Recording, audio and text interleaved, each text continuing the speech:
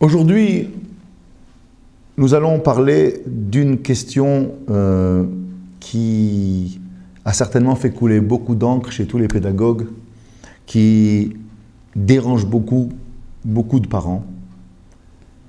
La question de ce qu'on appelle l'argent de poche pour nos enfants. Est-ce qu'il faut donner de l'argent de poche? Est-ce que c'est bien de donner de l'argent à nos enfants régulièrement? Est-ce qu'on ne leur donne pas de mauvaises habitudes? Est-ce que c'est un sujet qui touche à l'éducation? C'est évident que c'est un sujet lié à l'éducation, et c'est aussi très évident que nous avons un rôle en tant que parents dans ce qu'on appelle la gestion de l'argent qu'on donne à nos enfants. C'est-à-dire leur apprendre, eux, à gérer l'argent qu'on leur donne. Il est évident que mon rôle n'est pas de dire combien il faut donner et tous les combien. C'est sûr que non. Mais qu'il faille donner, je pense que c'est évident. C'est évident qu'il faut donner un peu d'argent à nos enfants parce que ça leur donne une certaine assurance, ça évite de les mettre en situation difficile, parfois par rapport aux autres. Et tout cela, ce n'est pas la peine. Ce sont des troubles ou parfois des traumatismes difficiles à gérer plus tard. Pas la peine de les mettre dans cette situation-là. C'est important de leur donner un peu d'argent. La question c'est, et qu'est-ce qu'il va faire avec cet argent-là? Si le matin, il est parti à l'école ou au lycée en ayant mangé, s'il mange à la cantine, si quand il rentre après à la maison, il va aussi manger, s'il part en bus et qu'il a sa carte, pourquoi il a besoin d'argent? Je ne sais pas pourquoi il a besoin d'argent, mais il a besoin de prendre un peu d'argent. Imaginons que mon enfant est à l'école, à la yeshiva même, et l'argent il l'utilise pour acheter des livres de Torah. Il est passionné, il voit un livre avec un sujet qui l'intéresse, qui l'interpelle, il achète. Combien de parents seraient fiers de voir leur fils acheter des livres de Torah et qu'il les ramène à la maison? Magnifique. Magnifique peut-être, mais problématique c'est sûr. Pourquoi? Parce que la grande question c'est, quand on a donné un peu d'argent à nos enfants, et que l'enfant régulièrement, tous les mois, achète 3-4 livres, c'est clair qu'il n'a pas l'argent qu'il faut pour ça. Alors comment il va faire? Souvent on peut demander, beaucoup de rabbanim, de pédagogues dans les yeshivot, ont posé ces questions-là aux enfants, aux ados, ou même plus tard, même jeunes adultes. Comment tu vas rembourser ces livres que tu as achetés maintenant? Oh, on verra. On verra, mais comment on verra? Mais tu sais que les plus grands maîtres, comme le Chazon Ish ou autres, ont écrit qu'il est interdit à un jeune dans une école talmudique, dans une yeshiva, il est interdit de s'endetter. Ce sont des choses qu'on doit apprendre jeune. On ne s'endette pas, même pour acheter des livres de Torah. Quand tu auras l'argent, tu achèteras. Tu as envie de te faire offrir un livre pour ton anniversaire, fais-toi offrir un livre pour ton anniversaire. Mais s'endetter pour cela, c'est une grave erreur. Venez, on pousse un peu le raisonnement pour comprendre pourquoi c'est si grave. Quand on a été habitué à s'endetter, à cause des livres, ça ne va pas très loin. Oui, mais on a appris à fonctionner comme cela. Alors on va se marier. Et quand on va se marier, on aura intégré ce mode de fonctionnement-là. Seulement là, on est responsable, on a une famille. Et croyez-moi, celui qui part à la yeshiva, au kollel, étudier la Torah en se demandant comment il va rembourser tel ou tel, il n'est pas exactement autant disponible que l'autre qui, lui, a beaucoup moins de livres, ou on va dire, ou beaucoup moins de meubles à la maison, ça lui prendra plus de temps pour les acheter, ou beaucoup moins de confort, quel qu'il soit, mais lui, il a la tête complètement disponible pour réfléchir et pour étudier la Torah comme il faut. Et la question est, qu'est-ce qui vaut mieux? C'est clair que si on étudie la Torah, alors il faut être kulo, shakua. Shakua en hébreu veut dire plonger. Plonger dans son étude. Un homme qui étudie, qui travaille et qui doit prendre du temps pour étudier, a du mal à cela. A du mal à se concentrer pendant 1 heure, 1 heure et demie, parce que tous les soucis de la journée reparaissent exactement à ce moment-là. C'est comme ça. Au moment où on veut étudier, c'est là que les soucis arrivent.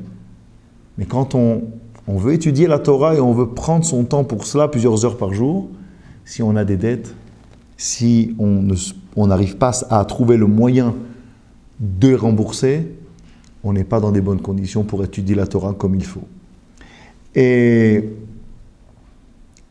le Rav Wolbe, dans ses ouvrages sur le Chinour, son grand maître de la Yeshiva de Kol Torah, nous dit que la Gemara de Brachot enseigne à la page 35 Ve'asafta deganecha ve'tiroshcha ve'itzharecha. Tout le monde a reconnu, ça se trouve dans le schéma Israël. Seulement, la Gemara dit, alors le passouk signifie, tu engrangeras tes céréales, ton vin et ton huile. À l'époque, c'était les richesses, céréales, vin et huile. La Gemara dit, celui dont on parle ici, c'est celui qui n'accomplit pas la volonté de Dieu. Comment? Un des grands maîtres, le Maharsha, dit, mais comment? Mais ce pasouk-là, il est dit dans le chapitre où on dit Vehaya im shamoat ishmio el mitzvotai. Ve'asafta deganecha. Comment on peut dire que ce verset ne parle pas de celui qui respecte la volonté de Dieu, ou parle de celui qui ne respecte pas la volonté de Dieu, alors que le chapitre parle de celui qui respecte la volonté de Dieu? Et il répond, oui, mais il fait la volonté de Dieu, mais pas complètement. C'est quoi faire et pas complètement? Alors il dit, ben regarde le pasouk. Regarde le pasouk. Le verset dit, dans le premier chapitre, il y a marqué clairement, tu aimeras l'Éternel ton Dieu de tout ton cœur, de toute ton âme et de tous tes moyens. Dans le deuxième chapitre, celui dont on parle maintenant, où il est dit, si tu observes les commandements de Dieu, là-bas il y a marqué Bechol levavchem ou Frol nafshechem, de tout votre cœur et de toute votre âme, et il n'y a pas écrit de tous vos moyens. Dans le deuxième paragraphe, on ne parle pas des moyens, et les moyens ici, c'est notre argent. De là, on voit que même si il est possible de trouver un juif qui sert Dieu de tout son cœur, de tout son être, mais pas encore de tout son argent. Et tu sais quelle est la sanction pour celui qui oublie de servir Dieu avec son argent? Mida keneged mida. Mesure pour mesure. Tu as oublié de t'occuper aussi d'aider ceux qui ont besoin, de servir Dieu avec ton argent, avoir les plus belles mitzvot, dans le sens acheter, non pas des tefilines, mais les plus belles paires de tefilines, et pas un loulav, mais peut-être un peu plus parfait, un peu plus beau, avec un peu plus d'argent, tu ne l'as pas fait, alors la Gemara dit, eh bien, itztarech la amol beparnasato.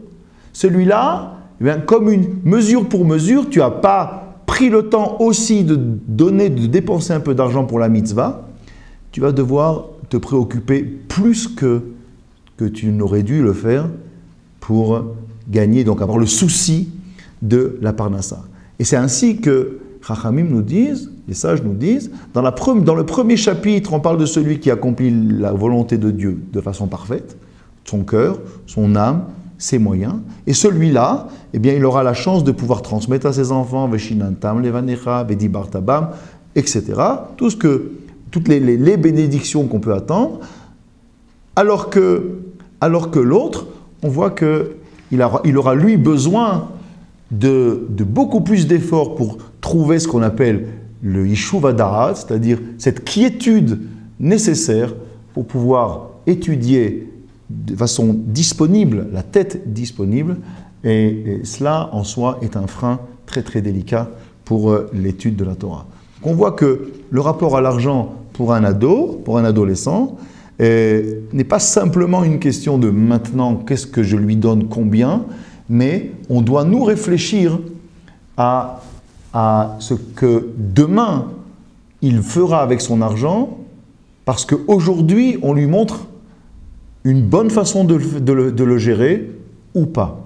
Ce qui signifie, et je conclurai par là, qu'en dehors de se préoccuper de ce qu'il va faire avec cet argent, nous parents devons aussi lui montrer l'exemple de ce qu'on fait ou de ce qu'on ne fait pas. C'est-à-dire qu'un enfant qui grandit en voyant régulièrement papa et maman ramener des choses à la maison pour lesquelles il se demande mais qu'est-ce qu'on fait avec ça? Ça sert à quoi? Pourquoi avoir acheté cela alors qu'on en a déjà à la maison? En d'autres termes, les parents montrent un exemple d'une certaine façon, un exemple entre guillemets négatif de la gestion de l'argent. Là aussi, il y aura beaucoup à faire pour expliquer à l'enfant qu'il ne faut pas faire comme ça.